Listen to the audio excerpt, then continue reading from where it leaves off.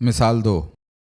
انگلستان کی تاریخ سے ظاہر ہوتا ہے کہ ایڈورڈ نے جب ویلز پر چڑھائی کی تو ویلز کے شاعروں نے قومی ہمدردی کے جوش میں نہایت ولولہ انگیز اشعار کہنے شروع کیے تاکہ اہل ویلز کی ہمت اور غیرت زیادہ ہو۔ اگرچہ انگلستان کی سپاہ کے آگے ان کی کچھ حقیقت نہ تھی، لیکن شاعروں کے پرجوش کلام نے ان میں حب وطن کا جوش اس قدر پھیلا دیا تھا کہ جب وہ فوج شاہی کے مقابلے میں کامیابی سے بالکل مایوس ہو گئے تھے تو بھی اطاعت خوشی سے قبول نہ کی۔ شاعروں کے کلام سے ایڈورڈ کی اس قدر مزاحمت ہوئی اور اس کو ایسی دقتیں اٹھانی پڑیں کہ فتح کے بعد اس نے ویلز کے تمام شاعروں اور نصابوں کو قتل کروا ڈالا۔ اگرچہ شاعری کا نتیجہ ویلز کے شاعروں کے حق میں بہت برا ہوا اور ملک کے لیے بھی کچھ مفید نہ ہوا، لیکن اس واقعہ سے شعر کی تاثیر اور کرامت بخوبی ثابت ہوتی ہے۔ مثال 3۔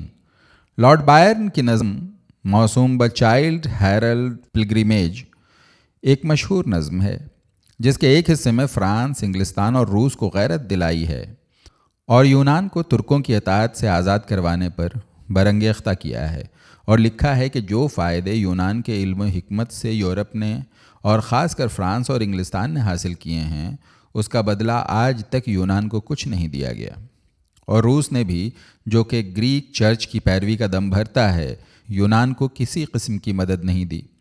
پھر تینوں سلطنتوں کو غیرت دلانے کے لیے یونانیوں کو ترغیب دی ہے کہ غیروں سے کچھ امید نہ رکھنی چاہیے بلکہ خود اپنے دست و بازو پر بھروسہ کر کے ترکوں کی غلامی سے آزاد ہونا چاہیے۔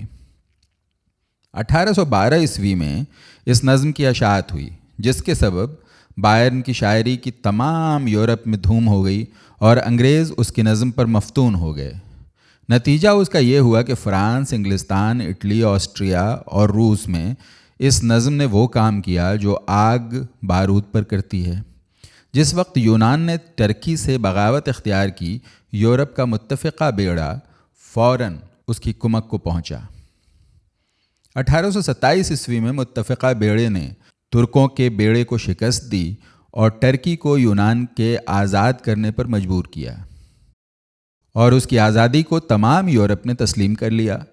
اوتھو، ایک ڈنمارک کا شہزادہ، یونان کا بادشاہ بنایا گیا اور یونان میں پارلیمنٹ قائم کی گئی۔ مثال 4۔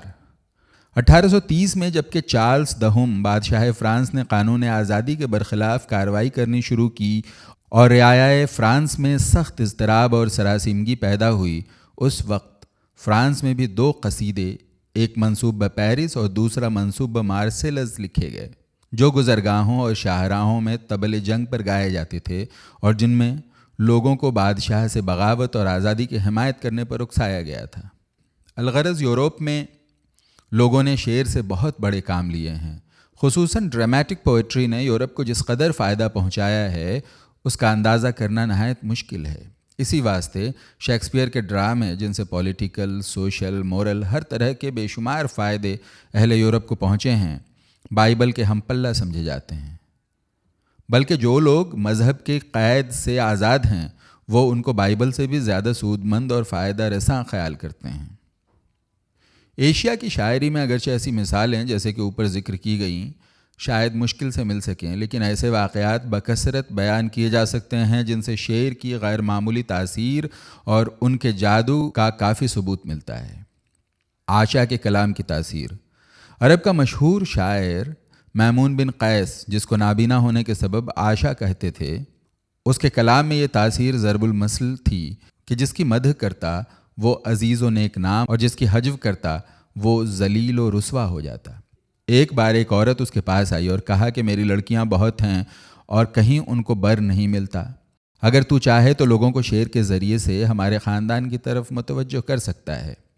عاشا نے اس کی لڑکیوں کے حسن و جمال اور خصائل پسندیدہ کی تعریف میں ایک قصیدہ لکھا جس کی بدولت ان لڑکیوں کی صورت اور سیرت کا چرچا تمام ملک میں پھیل گیا اور چاروں طرف سے ان کے پیغام آنے لگے، یہاں تک کہ عمرہ نے بھی بھاری بھاری مہر مقرر کر کے ان سے شادیاں کر لیں۔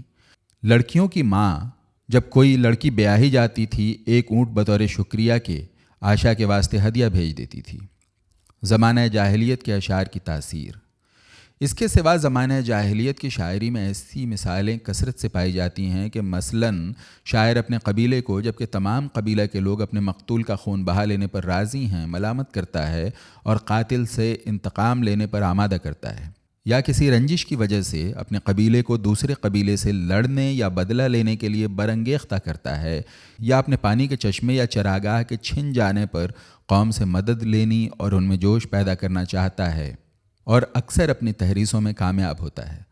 مثلاً عبداللہ بن مادی کرب، جو بنی زبید کا سردار تھا، ایک روز بنی مازن کی مجلس میں بیٹھا تھا اور شراب پی رکھی تھی کہ محزوم مازنی کے ایک حبشی غلام نے کچھ اشعار ایک عورت کی تشبیہ کے، جو کہ بنی زبید میں سے تھی، گائے۔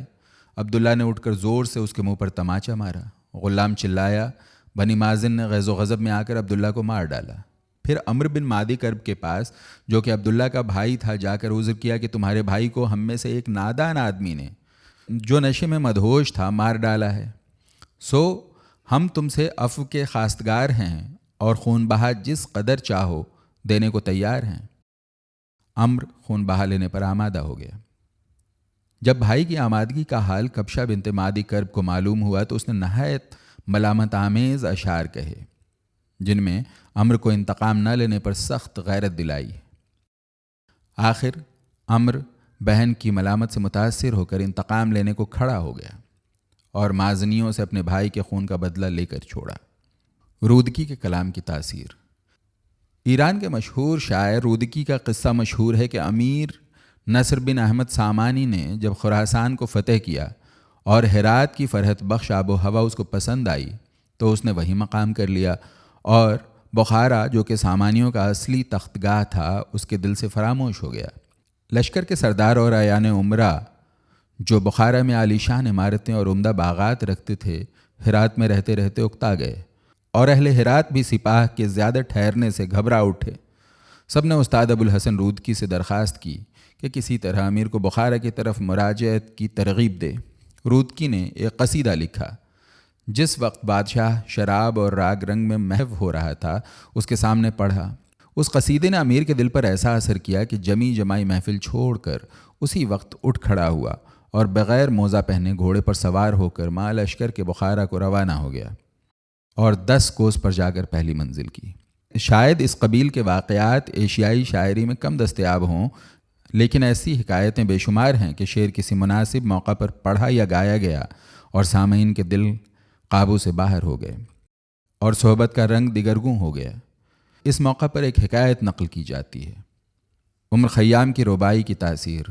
نور بائی گائن، جس نے اپنے حسن و جمال، خوش آوازی، بزلہ سنجی اور مصاحبت کی عمدہ لیاقت کے سبب محمد شاہ کے تقرب کا درجہ حاصل کیا تھا اور جو تمام امرائے دربار کے دلوں پر قابض تھی، ایک روز نواب روشن الدولہ کے یہاں بیٹھی تھی اور ہنسی چہل کی باتیں ہو رہی تھیں کہ اتنے میں غالباً میرا سید بھیک صاحب کی سواری، جن سے نواب کو کمال عقیدت تھی، آ پہنچی۔ نواب نے فوراً بائی کو دوسرے کمرے میں بٹھا کر آگے سے چلمن چھڑوا دی۔ میاں صاحب آئے اور اتفاق سے بہت دیر بیٹھے۔ بائی، جو ایک نہایت چلبلی اور بے چین طبیعت کی عورت تھی، تنہائی میں زیادہ بیٹھنے کی تاب نہ لا کر بے باکانہ باہر نکل آئی اور شیخ کے حضور میں جھک کر آداب بجا لائی اور عرض کی کہ لونڈی کو حکم ہو تو گائے۔ میراں صاحب چونکہ سماع کے عاشق تھے، خاموش ہو رہے۔ بائی نے ان کی خاموشی کو اجازت سمجھ کر یہ ربائی نہایت سوز و گداز کی لے میں گانی شروع کی۔ شیخ بزن فاحشہ گفتہ مستی، کزخیز گسستی بشر پیوستی، زن گفت چنانکہ من نمایم ہستم، تو نیز چنانکہ میں نمائی ہستی۔ شیخ کی حالت اس برمحل ربائی کے سننے سے ایسی متغیر ہو گئی کہ بائی کو اپنی جسارت سے سخت نادم ہونا پڑا۔ باوجود کہ نور بائی کو خاموش کر دیا گیا تھا، شیخ کی شورش کسی طرح کم نہ ہوتی تھی۔ وہ زمین پر مرغ بسمل کی طرح لوٹتے تھے اور دیواروں میں سر دے دے مارتے تھے۔ دیر تک یہی حال رہا اور بہت مشکل سے ہوش میں آئے۔ شاعری ناشائستگی کے زمانے میں ترقی پاتی ہے۔ بہرحال شعر اگر اصلیت سے بالکل متجاوز اور شاعری محض بے بنیاد باتوں پر مبنی ہو تو تاثیر اور دل نشینی اس کی نیچر میں داخل ہے، لیکن شاعری کی نسبت جو رائیں زمانہ حال کے اکثر محققوں نے قائم کی ہیں ان کا جھکاؤ اس طرف پایا جاتا ہے کہ سویلائزیشن کا اثر شعر پر برا ہوتا ہے۔ جس قدر علم زیادہ محقق ہوتا جاتا ہے اسی قدر تخیل جس پر شاعری کی بنیاد ہے گھٹتا جاتا ہے، اور کرید کی عادت جو ترقی علم کے ساتھ ساتھ چلتی ہے وہ شعر کے حق میں سم قاتل ہے۔ وہ کہتے ہیں کہ جب تک سوسائٹی نیم شائستہ اور اس کا علم اور واقفیت محدود رہتی ہے اور علل و اسباب پر اطلاع کم ہوتی ہے اس وقت تک زندگانی خود ایک کہانی معلوم ہوتی ہے۔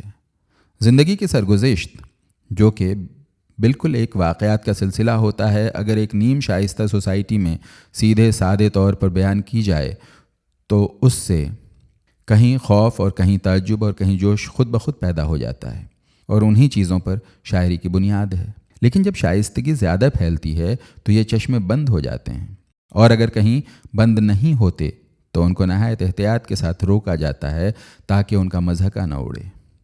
اس رائے کا ایک بڑا حامی یہ کہتا ہے کہ شعر دل پر ویسا ہی پردہ ڈالتا ہے جیسا میجک لینٹرن آنکھوں پر ڈالتی ہے۔ جس طرح اس لالٹین کا تماشا بالکل اندھیرے کمرے میں پورے کمال کو پہنچتا ہے، اسی طرح شعر محض تاریک زمانے میں اپنا پورا کرشمہ دکھاتا ہے، اور جس طرح روشنی کے آتے ہی میجک لینٹرن کی تمام نمائشیں نابود ہو جاتی ہیں، اسی طرح جوں جوں حقیقت کی حدود اربا صاف اور روشن اور احتمالات کے پردے سے مرتفع ہوتے جاتے ہیں، اسی قدر شاعری کے سیمیائی جلوے کافور ہوتے جاتے ہیں، کیونکہ دو متناقض چیزیں یعنی حقیقت اور دھوکہ جمع نہیں ہو سکتی۔ اگر آپ کو ہماری کوششیں پسند آئی ہیں تو براہ کرم ہمارے چینل کو سبسکرائب کریں اور ساتھ میں گھنٹی کے بٹن کو دبائیں تاکہ ہماری اپڈیٹس آپ کو ملتی رہیں۔ شکریہ۔